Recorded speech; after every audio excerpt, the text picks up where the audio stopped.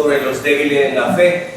Y hemos estado aprendiendo cómo Pablo trataba de unir dos grupos que el Mesías Yeshua ya había unido en su sacrificio, pero que estos dos grupos en sí tenían problemas.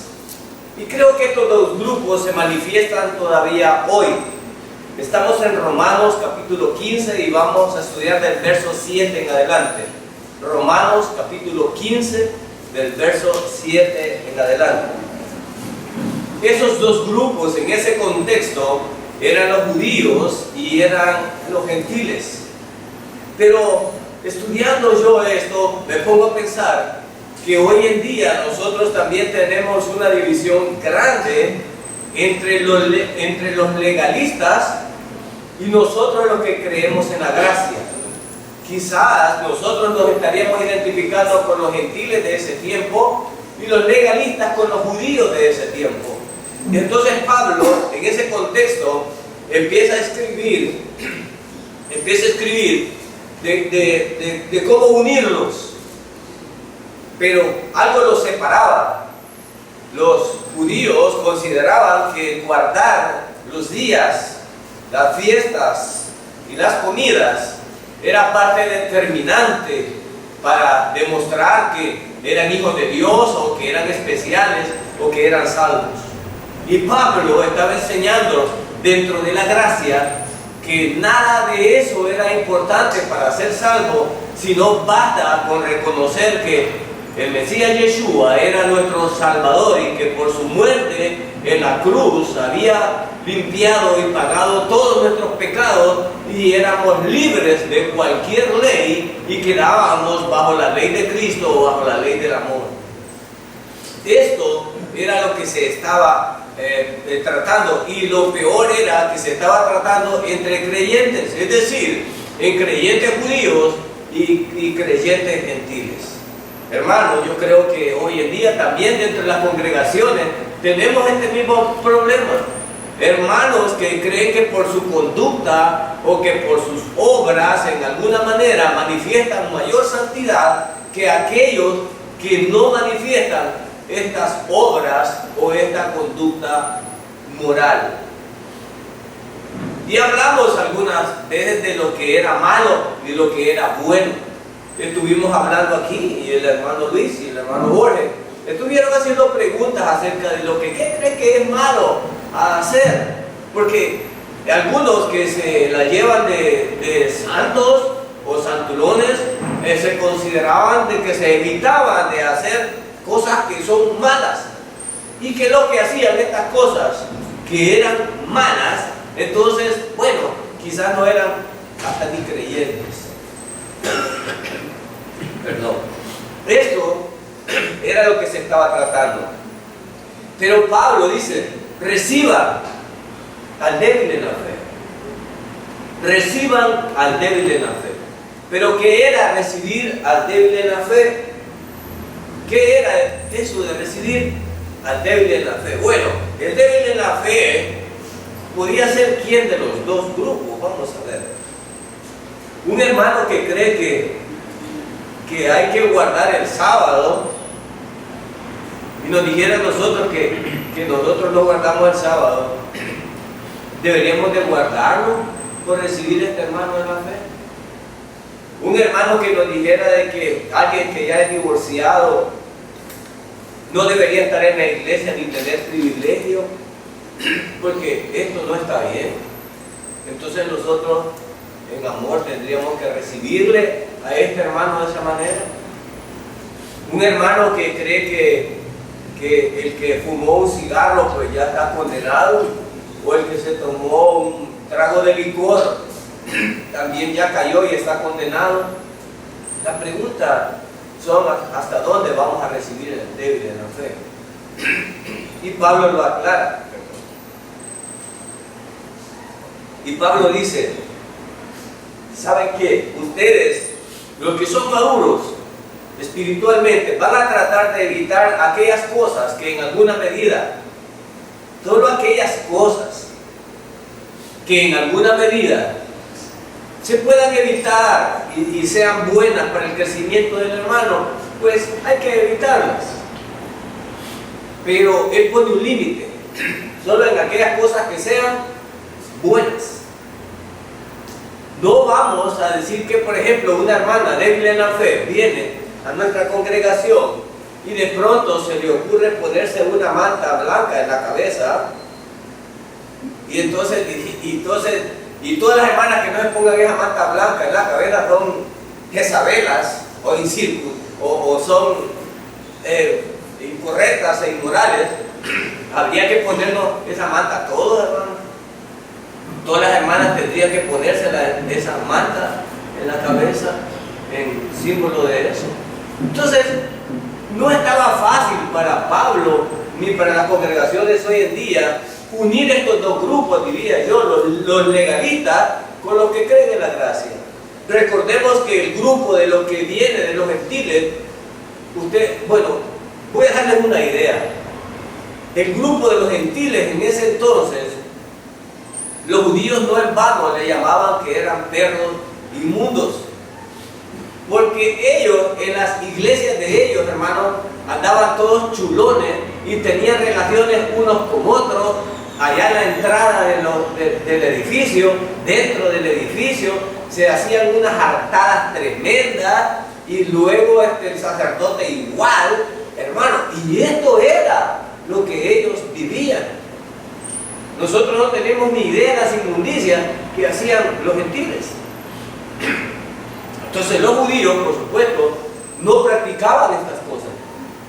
Y de hecho, hermanos, que quizás aunque no seamos legalistas, al ver una Sodoma de esa, cualquiera pues se sentiría distinto, ¿no? Se sentiría distinto. Entonces los judíos alejaban a estas personas de ellos. Así como nosotros a veces, que por desconocimiento o por inmadurez, a veces alejamos a aquellos hermanitos que se echan un par de cervezas, que fuman, o que maltratan a su esposa, o que hacen algunas cosas incorrectas, y decimos nosotros, bueno, estos sujetos quizás no son mis hermanos, no sé si decirle Dios le bendiga o lo desconozco, cómo actuar ante esto. Entonces Pablo daba las recomendaciones de recibirles en el amor. Y continúa en ese contexto este capítulo 15. Y vayamos al verso número 7. Por tanto, es decir, por todo lo que les he explicado anteriormente, es decir, ya les expliqué que guardar días, que comidas, que todo esto, ya lo expliqué. Por tanto, por todo eso que les he dicho anteriormente, entonces les digo, ahora, recibiros los unos a los otros, como también Yeshua nos recibió para gloria de Dios. Hermanos, cuando venimos al Mesías, Yeshua, nosotros, cuando venimos a Él, ¿cómo venimos nosotros? ¿Cómo nos recibió Él? Yo por mi parte, hermanos, detrás de mí hay un montón de pecados. No sé si detrás de ti o cuando tú viniste a Cristo, ¿cómo venías? ¿Cómo te recibió Él? Imagínense que Yeshua recibiera solo a aquellos que están santificados. Entonces no le podríamos predicar al borracho, no le podríamos predicar al fornicario, todos los que están allá afuera no serían dignos de predicarles el Evangelio si quisiéramos traerlos a la iglesia ya limpios. Pero ¿cómo nos recibió Él? Aún estando muertos en nuestros delitos y en nuestros pecados, que dice Él. Aún así, Él dice que ¿qué? Nos dio vida, hermano. Entonces, ¿cómo nos recibió? Con todo ese lastre que nosotros traíamos, así nos recibió. Entonces Pablo dice, esta es la forma en que tú debes de recibir al hermano. Porque los judíos no querían aceptar a los gentiles, porque los consideraban menores que ellos en rango y más cochinos que ellos en conducta. ¿Cuántos de nosotros en la iglesia tal vez nos consideramos mejores que otros hermanos? ¿Y cuántos quizás aquí no reciban a otros por cochino o porque lo consideren pecador? ¿O cuántos embargan odio? ¿Podrá ser que en la congregación del Mesías haya odio entre hermano y hermano, parecería mentira decirlo y hasta ridículo sería. Porque si yo pienso que recibí el perdón de Dios no mereciéndolo, y nadie ofendió a Dios más que nosotros los pecadores, y si Él me perdonó, Él me dice que yo perdone. Entonces, ¿por qué tú no perdonas a tu hermano? ¿Por qué te embarga el odio y estás lleno de influencia, de maldad, y no perdonas a tu hermano? No perdonamos a nuestra esposa, a nuestro esposo. ¿Por qué no lo perdonamos? No, es que la ofensa que me ha hecho, usted no sabe, hermano. ¿Cómo que no voy a saber? Pregunto, ¿alguien pudo haber ofendido a Dios más que nosotros, hermano? Nadie, nadie. Entonces, ¿qué es lo que te puede hacer alguien a ti que tú no le puedas perdonar? El orgullo y la soberbia. ¿Y Dios ama a los orgullosos y a los soberbios? Ah, pero es que yo no voy a ser torpe, es que yo no voy a ser así. Bueno, sigue de inteligente a ver a dónde llegas. Porque si estamos hablando lo que Dios ha dicho, entonces Dios dice que perdonemos. Pero a algunos les es más fácil perdonar al vecino, al amigo, y no a la esposa o al esposo. Allá tienen al esposo en un rincón, o a la esposa en un rincón, o ni se hablan. Y venimos a la iglesia, ¿verdad? Aquí a mostrarnos el amor fraternal, saludándonos los unos con los otros aquí. Pero cuando llegamos donde aquel cantamos,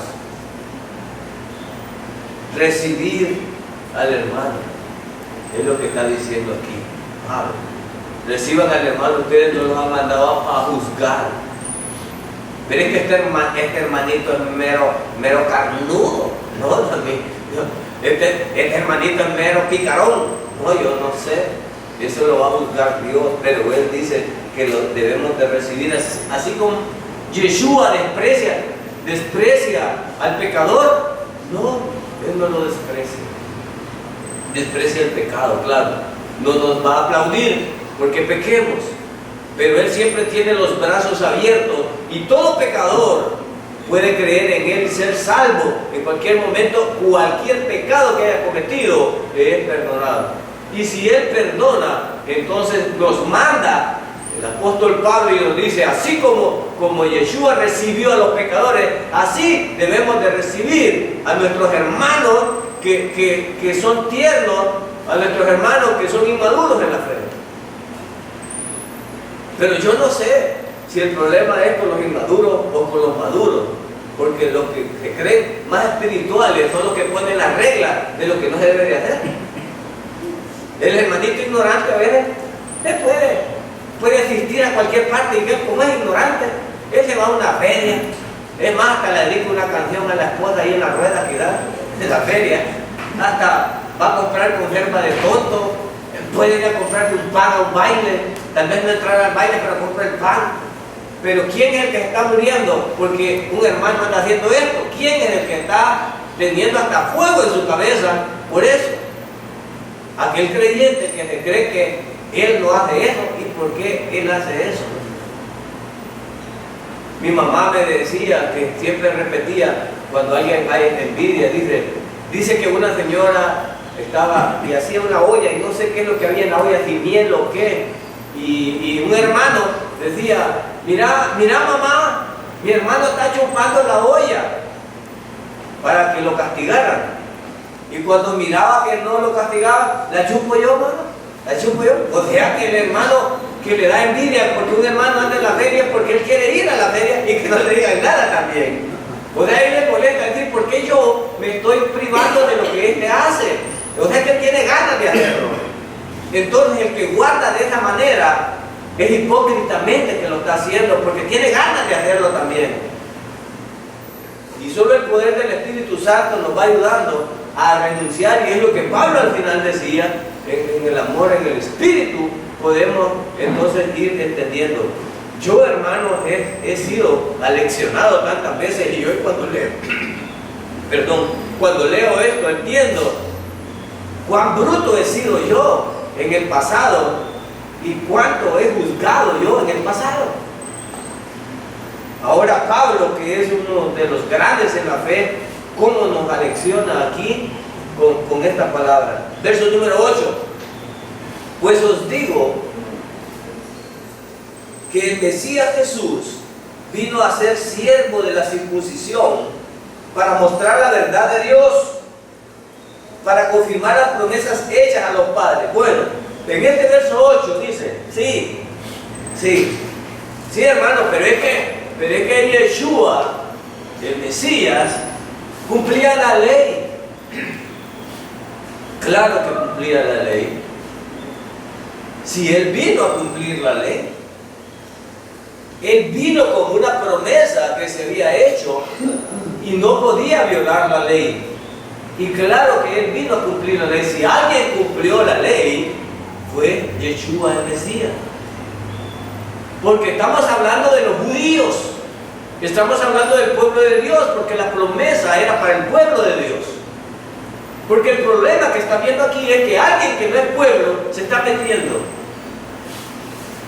Se está metiendo. Entonces dice acá que Yeshua cumplió la ley. Es decir, a los de la circuncisión. ¿Y quién eran los de la circuncisión? Los judíos. Hoy transformados en legalistas. Séase de cualquier iglesia que es legalista. Si no se ha circuncidado, porque no sabe cómo circuncidar, tal vez aquí en Latinoamérica. Pero los legalistas solo les falta circuncidarse. Pero tratan de ver la ley como el medio para la salvación, cosa que no es así. Y nosotros lo hemos dicho una y otra vez. Entonces, Él vino, dice, a los de la circuncisión. Y Pablo ratifica que a ellos vino. Y dice en este verso número 8, pero vino, dice, para mostrar la verdad de Dios, para confirmar las promesas hechas a los padres. ¿A qué padres? Abraham, Isaac. Con nosotros no son nuestros padres esos. No son nuestros padres. Por eso es que Yeshua, el Mesías, estaba directo para ellos.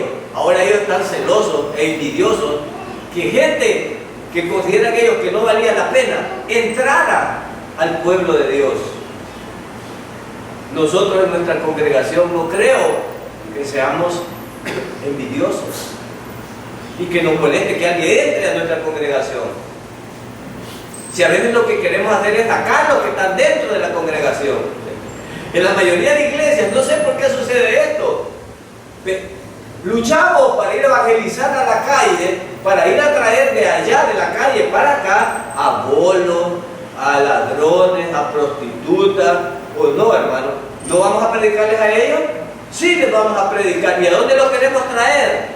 A la congregación, a los pies de Yeshua, para que sean salvos. Pero ¿por qué los que ya están adentro, a veces los criticamos, los unos a los otros, poniendo tropiezo, los unos a los otros de los que ya están adentro? O sea que unos están metiendo y otros hermanos están sacando. Válgame Dios, como dice, que sirvan de piedra de tropiezo. Que hay hermanos que no cachan, ni pinchan, ni prestan la pelota, pero no lo sirven para molestar y para atacar a otros que estaban entrando a la congregación por su boca. Pero no mueve los pies para ir a evangelizar, pero sí para criticar. Si estamos yendo allá afuera porque amamos a un pueblo y porque Dios quiere que todos alcancen salvación, todos. Y nosotros vamos allá para decirle, Dios te ama, y si Dios te ama, ¿quién soy yo para negarte el entrar o venir a los pies de Él? Nadie. Pero ya aquí adentro es otra cosa. No, y los que ya están aquí adentro debemos amarlos más todavía, porque eso ya son parte de nuestra familia. Aquellos que están allá afuera todavía tal vez no, y no sé cuántos irán a quedar aquí. Pero los que ya están aquí son mis hermanos. Los que están allá tal vez todavía no. Así es que, hermanos, si tú eres uno de esos hermanos que anda sacando gente que otro trae, que Dios te libre de esa situación. Entonces Pablo dice, es cierto, en el verso 8, Él vino como una promesa para el pueblo de Israel. Verso 9. Y para que los gentiles aquí va el dolor de los judíos. Y hay un y esto está amarrando dos cosas. Es cierto que vino para ustedes, pero también pasa esto. Y, dice ahí, y para que los gentiles glorifiquen a Dios por su misericordia.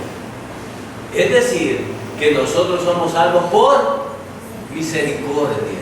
Dios tuvo misericordia del que no era pueblo.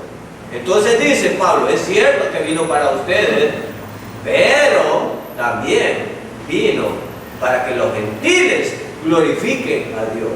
En el estudio de Isaías que acaba de pasar, Dios ensanchó, y Dios ensanchó uniendo un pueblo que no era pueblo, ensanchó los que iban a adorar a Dios, ensanchó el territorio del reino, porque ya no reinaba sobre los judíos, sino que iba a reinar sobre los gentiles también, y no como Dios, sino como Salvador. Es decir, que ensanchó el pueblo inicial, injertando a alguien que no era pueblo. Y es cierto, los judíos pueden gloriarse de que Él es su Padre y que les dio muchas promesas, pero a nosotros ahora nos gloriamos en la misericordia de Dios que tuvo para nosotros. Y eso es lo que está diciendo Pablo en el verso número 9. Y para los gentiles glorifiquen a Dios por su misericordia, como está escrito: por tanto, yo te confesaré entre los gentiles y cantaré a tu nombre. Gloria a Dios. Gloria a Dios. Estaba una promesa aquí. Pablo está ratificando que también iba a estar con los gentiles. ¿Y quiénes son los gentiles, hermanos, hoy? Somos todos nosotros, pero algunos se creen judíos. Aquí, ¿quiénes? Aquellos que son legalistas, aquellos que están con la ley y aplican la ley. ¿Tendremos judíos dentro de las iglesias de este lugar del mundo? Sí, hay iglesias radicales que están viviendo bajo la ley. Es más, hasta se quieren vestir como los judíos. Y Pablo también explicó esto en otra ocasión, pero que no es el punto de ahora. Entonces, pero Pablo está diciendo, ustedes que creen que son de la ley, o que porque ustedes vino, y estos que son gentiles, hoy son uno, y deben de recibirlo. Sí, pero estos son unos ignorantes, y son unos cochinos.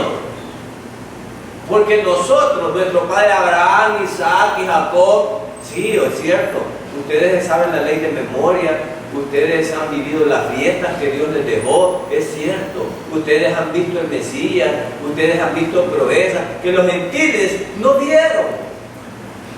Pero los gentiles no viendo, creyeron, hermano. Amén. Los gentiles no viendo, creyeron.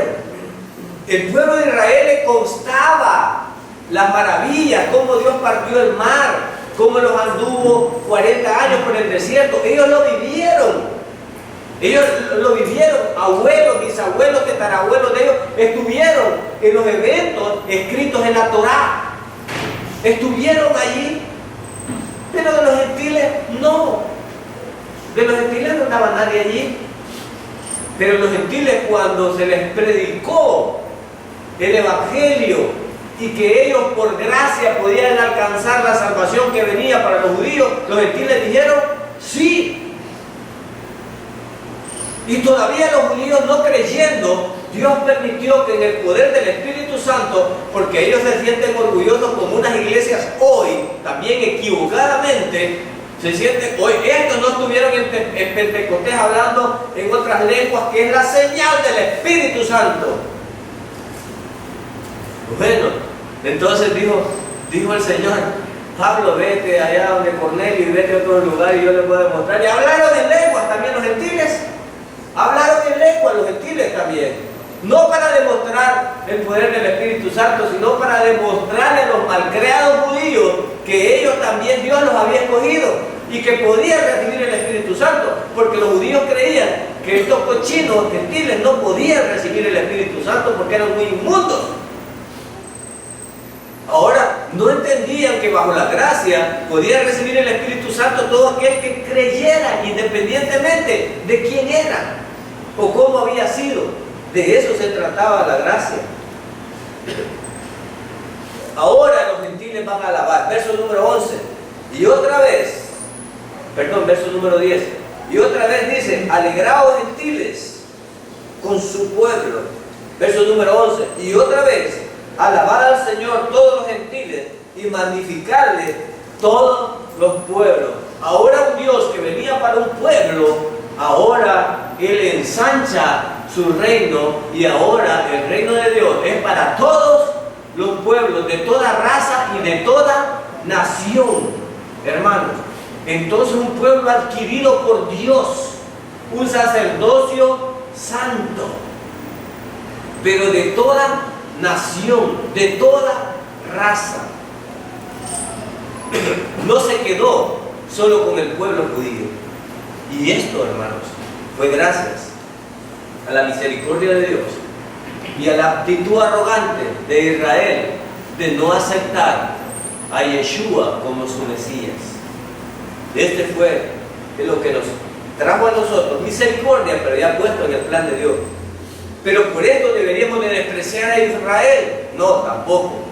Porque si en la caída de Israel, dice Pablo, provocó tal maravilla de salvar a todo el mundo, ¿qué no traerá cuando Israel se reconcilie con el Señor? Dice, ¿qué nos va a traer? Más maravillas todavía va a traer para nosotros. Verso 12. Y otra vez, dice Isaías, estará la raíz de Isaí. ¿Y quién es la raíz de Isaí? ¿Y quién era Isaí?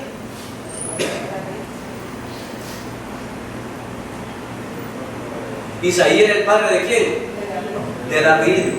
Y el reino de David fue prometido que iba a ser eterno, a través de Yeshua, iba a ser eterno. Por eso es importante la genealogía de dónde viene y la promesa cumplida. El pueblo de David, el reino de David va a ser eterno. Y si usted ve a David, hermano, va a decir, bueno, ¿y por qué? ¿Por qué David es tan importante? Bueno, Dios así lo designó. ¿Y era perfecto David?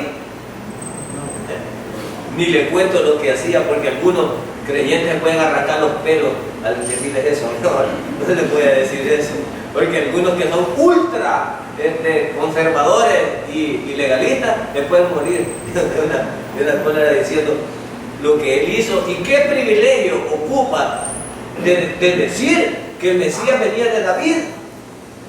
Imagínense, de David. Y también a otros les puede dar diarrea si se les dice que de la descendencia del Señor había una prostituta. ¿Verdad que pueden morir algunos?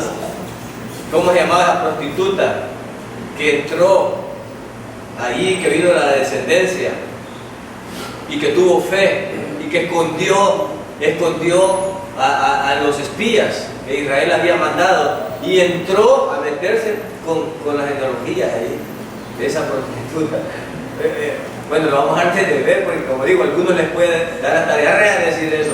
Pero Dios es grande en su gracia y no nos escoge porque somos chuladas. A lo vil del mundo escogió el Señor, a los ignorantes, a nosotros, hermanos. No vino a escoger chulada de gente, porque ya la chulada tiene sus propios privilegios. Los ricos disfrutan su riqueza, el pobre disfruta en el Señor. Y por eso dice que es difícil que un rico entre en el reino de los cielos, porque él está abrazando su riqueza. El pobre no tiene nada que abrazar. Si acaso tiene mujer, pues su mujer. Pero lo que abraza, el pobre no abraza nada, no tiene casi nada. Entonces, lo único que puede abrazar es la fe en el Señor. Señor, sálvame, porque lo único que tengo es el alma en el cuerpo.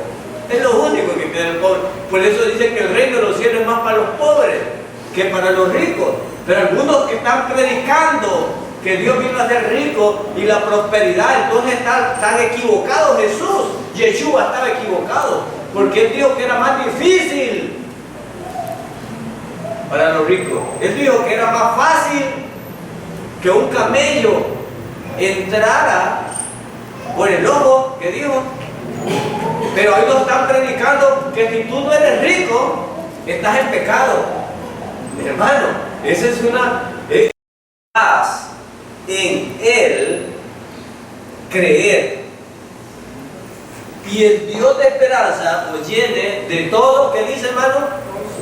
Gozo. ¿Ha sentido gozo alguna vez usted, hermano? Hermana, ¿ha sentido gozo? ¿Ha estado gozoso alguna vez? Y más cuando estamos enfermos, hermano. Estamos gozosos, hermano, un poco enfermos. Y uno se empastilla y empastillado hasta peor se pone. Pero podemos sentir gozo en el Señor. Hermano Luis decía hoy, hay un canto de alegría para Israel, pero hay un canto de alegría para nosotros. Yo cada vez que oro con mi familia y oro por la congregación, digo, Señor, manifiéstate dándoles gozo, alegría, esperanza, que los hermanos que asisten a esta iglesia se sientan confortados por la mano de Dios, porque así es, no estamos solos. Yo sé que nuestra poca fe no nos permite gozar esa tranquilidad, esa seguridad, pero Pablo está diciendo aquí, y el Dios de esperanza os llene, no un poquito, sino que os llene. ¿Cómo deberíamos de estar los creyentes? Llenos. ¿De qué, hermano? ¿De todo? Gozo. ¿Cuántos se van a esforzar esta semana de estar llenos de gozo? Y algunos ya están pensando el lunes lo que me espera. Por ejemplo, yo, el lunes lo que me espera es llegar a mi trabajo. Bueno, el lunes, y usted también el lunes, bueno, algunos el lunes, caramba, este trabajo que tengo, y otros están diciendo, siquiera tuviera un trabajo el lunes. Pero él dice, llénense de gozo. ¿Y cómo puedo gozarme yo en mi angustia? Por fe. Y el Señor me ha enseñado eso a mí. Yo no lo he aprendido totalmente, pero estoy aprendiendo. Y para que yo aprendiera, hermano, tuve que pasar una amargura terrible. Y yo no sé si Dios cómo te va a enseñar a ti, pero para estar alegre. Pero usted no sabe el marido que yo tengo. Gózate con ese marido. No, si es que no es el diablo, es familia del diablo. No, pero denle paciencia, gózate con ese. Es que, hermano, usted no sabe esa mujer que tengo yo, esa Jezabela. No es nada un león. No, hermano, gózate con esa mujer. Al fin y al cabo, ¿quién escogió cada cosa? Pues tanto el hombre escogió a la mujer y la mujer ese hombre. Gózate. Si usted la viera como me habla, si es que mire, hasta una foto quisiera tomarle para que vieran. Pues hay que gozarse. Te amo, mi amor. Te amo, mi amor. Decirle cada vez que te está diciendo cosas, ¿verdad? Yo también te quiero. Eso es lo que Pablo recomienda, que nos gocemos. ¿De qué sirve si te vas a amargar, pues? Si te vas a amargar y no lo vas a tener cada mañana, pues. A menos que lo abandone, o tomas la decisión de abandonarlo, o te lo tragas con gozo. Entonces, la Biblia no manda que nos abandonemos, sino que que nos amemos. Por lo tanto, con gozo cada mañana ese hermoso rostro de esa esposa o de ese esposo, cada mañana con esa alegría con que nos levantamos cada mañana, hermano, para servir. Hermano, tenemos que estar llenos de ¿qué? De gozo y paz. ¿Cuántos tienen paz, hermano? Ay, si ya no soporto, hermano, tráeme la Calmavén, o tráeme una Valium, o cuál es la que me vuelve el doctor que me pone tranquilo. Bueno, hay uno que para los nervios, es que me agarran los nervios, hermano, de esta vida que yo tengo, de que me la han hecho pedacitos. ¿Y quién te la ha hecho pedacito? La familia. Y no supone que la familia es el amor, pues, y es uno de los más queridos. ¿Cómo es eso? Los que no tienen nada, desean familia, y los que tienen la desprecian. Los que tienen hijos ya no los aguantan, y los que no tienen, quieren. Debemos de aceptar la voluntad de Dios, porque ahí está la sabiduría. Entonces, Él dice que tengamos paz, pero aquí hay una clave, en Él creer. Mira, aquí está el asunto. Y eso tan horrible, me voy a alegrarme yo, hermano, en lo que tú estás viendo que no parece que te va a dar alegría, pero si tú lo crees, todo es posible para el que cree. Y es lo que Pablo dice, es en el creer. En el creer es que yo voy a tener gozo y paz. Pero yo en mi casa no veo gozo y paz, pero créelo. créelo. Yo cuando los comportamientos de mi hijo varón, el más grande, no han sido los más adecuados, y yo siempre oro e intercedo por él. Yo no lo ando buscando ni nada, y siempre yo repito esa frase, que yo debo de ver las cosas que no son como si fueran, por fe. Yo voy a verlo sirviendo, voy a ver en él un buen creyente, voy a ver en él un hombre de éxito. Y que no ves lo que es, no, pero yo voy a creer. Es en el creer. Porque se llama fe, pues, porque no lo estás viendo, si lo que estás viendo es contrario.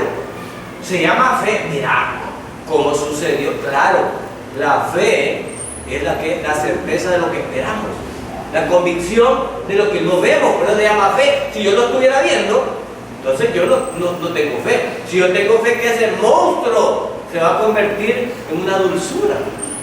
Y dígale a su esposo cada mañana y a su esposa, póngale la mano antes de levantarle, mi amor, que se convierte en dulzura. Ore por él cada mañana, cada noche que te acuestes, póngale la manito, ahí usted dígale, Señor, que te vas a convertir en una dulzura, en una miel. Honey, como dicen los gringos, se va a hacer una dulzura. No, hermano, si hasta que con que le ponga la mano me la va a quitar yo solo, pues dormidito agarrarlo, pues dormidito y ponerse. ¿Para qué? Para que se convierta, para que las cosas cambien. Somos un matrimonio, y sea para bien o para mal, en las buenas y en las malas, debemos de hacerlo. Entonces un matrimonio creyente debe ser eso. Bueno, ¿por qué estoy hablando de esto? Yo ya me estoy perdiendo de aquí, no, por el gozo y por la paz, y que es por el creer. Dice el verso 14, el verso 13 siempre, para que abundéis, oiga hermano, para que abundéis en qué? Para que abundéis en esperanza. Fíjense bien, para que abundéis en esperanza por el poder del Espíritu Santo. Gloria a Dios. Es que es por eso. Mi esperanza es eso. Yo veo a mi hogar un dulce hogar.